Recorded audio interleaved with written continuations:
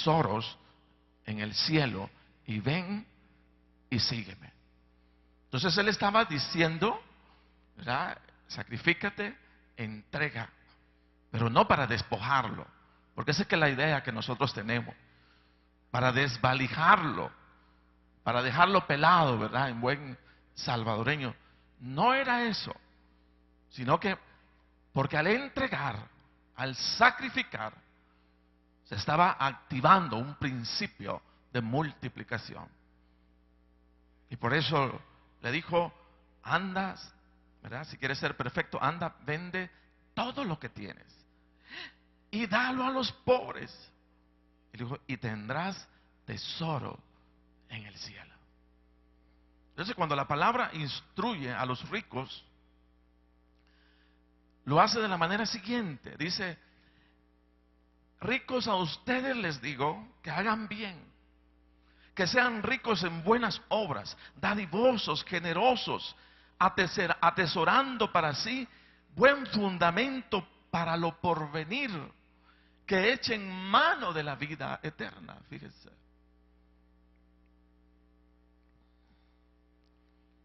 Se cuenta que en unas tierras lejanas, dice que existía un rey muy sabio y bondadoso.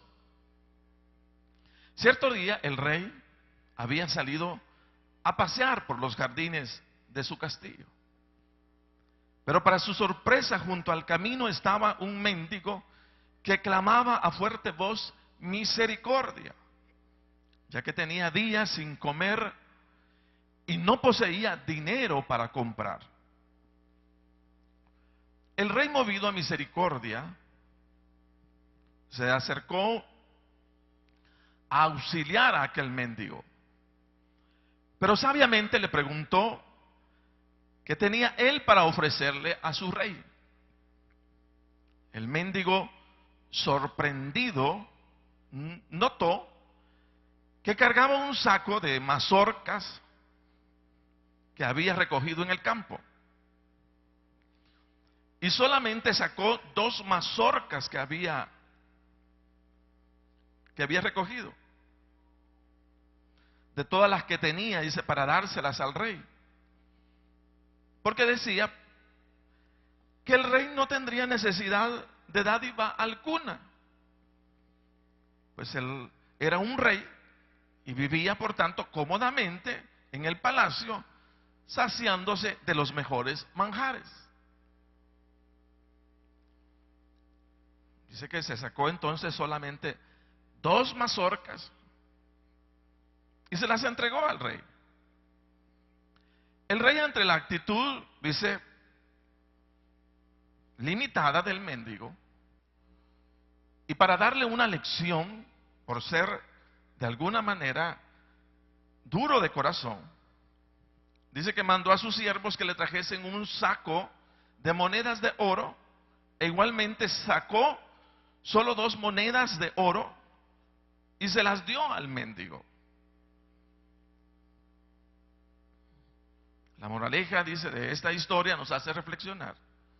Si el mendigo le hubiese dado más mazorcas a todo el saco de mazorcas al rey, hubiese recibido de la misma manera más monedas de oro o todo el saco de monedas. Y así nos pasa a cada uno de nosotros. Cuando se trata de dar, hay una serie de impedimentos internos, limitaciones, cuestionamientos, argumentos. Pero cuando le estamos dando al Señor, hay que entender que ese es el mejor negocio que nosotros estamos haciendo. Porque nosotros, aún siendo injustos, les estamos dando a nuestro Dios. Pero Dios nos va a responder con su justicia perfecta. Y eso es lo maravilloso. Adquirir, hermanos, una mentalidad del reino implica, oiga bien, aprender a dar a la obra de Dios con liberalidad, libertad o sin dolor. ¿Cuántos sabemos lo que es el dolor? Pero el dolor que se siente cuando tenemos que sacar, entregar o dar algo. Yo creo que todos lo hemos vivido. Hay veces no estamos como siendo tan libres en nuestro corazón. ¿No es verdad? Y cuando nos dicen que vamos a dar, inmediatamente hacemos todos los cálculos que podemos en nuestra mente. Y como no alcanza, suspiramos y decimos, no puedo. Y tenemos un gran dolor en el corazón. Y oiga lo que dice la palabra: y el que da semilla al que siembra y pan al que come, proveerá y multiplicará vuestra sementera y aumentará los frutos de vuestra justicia, para que estéis enriquecidos en todo, para toda liberalidad, la cual produce por medio de nosotros acción de gracias a Dios. Entonces usted no me dejará mentir que cuando decidimos gastar nuestro dinero en unos bonitos muebles o en un bonito televisor plasma o en unos bonitos zapatos o en un buen celular, nunca nuestra experiencia de compra es de dolor. ¿Cuántos han ido a comprar con dolor un buen celular? ¿Cuántos han ido a comprar con dolor un buen plasma? O sea, nunca lo hacemos con dolor. Nadie desplaza su dinero cuando se trata de gastarlo en bienes que nos producen placer con dolor. Usted no llega a su casa a decir a sus hijos, ¿verdad?, con el bonito plasma y a llorar, ¿verdad?, porque compró su plasma. No hace eso, sino que todos lo hacemos con alegría. Vamos a comprar con gozo y nos alegramos, fíjese bien.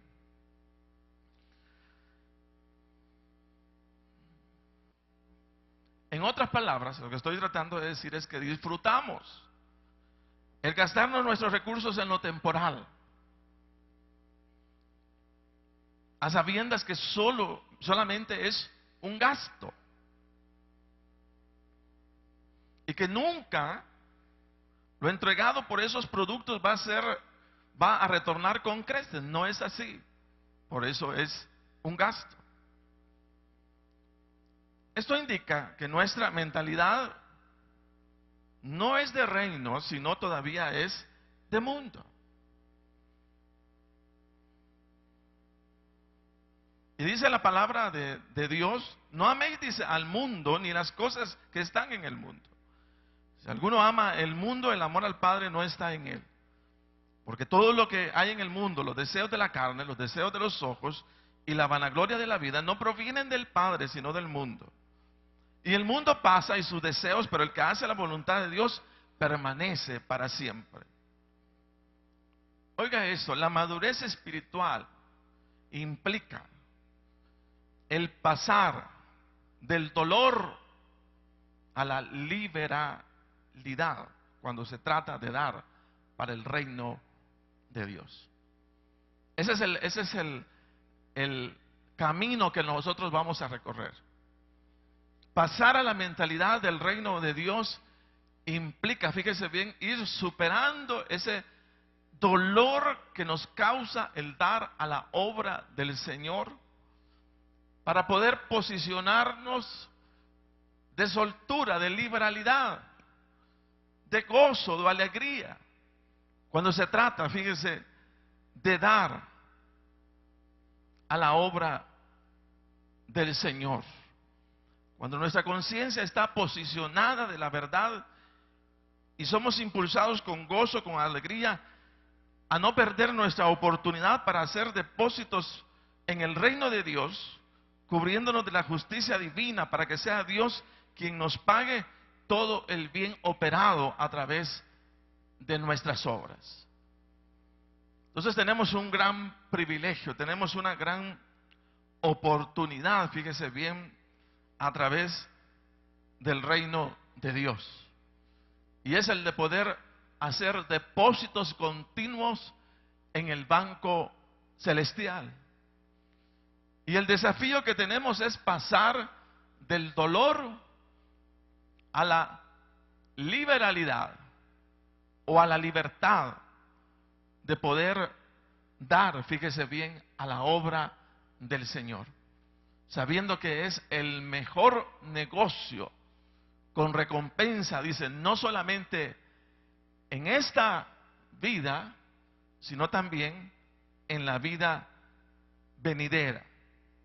Entonces, si sentimos mayor gusto gastándonos nuestra plata en lo pasajero o temporal, pero sentimos dolor entregándolo al reino de Dios, esto implica que en el área financiera, fíjese, hay una atadura espiritual, porque aún no somos libres para manejarnos con libertad a lo que es más rentable o a lo que es más productivo. Y eso debemos verlo de esa forma o de esa manera. Necesitamos tener soltura. Necesitamos pasar del dolor, fíjese bien, a la liberalidad. A sentirnos libres cuando se trata de dar a la obra del Señor. Diga conmigo, pasar del dolor a la liberalidad. Sentirnos libres en poder darle a la obra del Señor. Nuestros hermanos de Fraternidad Cristiana de Guatemala siempre nos enseñan muchísimo. Y venía un hermano Edgar. Y cuando venía siempre decía lo siguiente. Mira, decía, si tienen algún proyecto, avísame. Porque yo necesito dar. Fíjese. Yo necesito ahorita dar a la obra del Señor. Me es importante. Y pocas veces vemos esa actitud de que alguien ande buscando de su propia iniciativa oportunidades, fíjese, para dar a la obra del Señor. Que ande como hasta preocupado, fíjese bien, queriendo saber dónde hay un proyecto para poder darle, fíjese bien, a la obra del Señor. Ese mismo hermano contó lo siguiente de su papá. Fíjate, me dice que mi papá, cuando fue el terremoto aquí en El Salvador, dice, bueno, el hermano envió un furgón con cerca de 100,000 quetzales en víveres, en esto, lo otro. Y vinieron los hermanos de Fraternidad Cristiana de Guatemala. Se fueron a un lugar X y comenzaron a distribuir. Y dice el hermano, ¿sabes qué? Dice, mi papá envió, dice, ese furgón. Pero no es porque mi papá tuviera para dar, dice.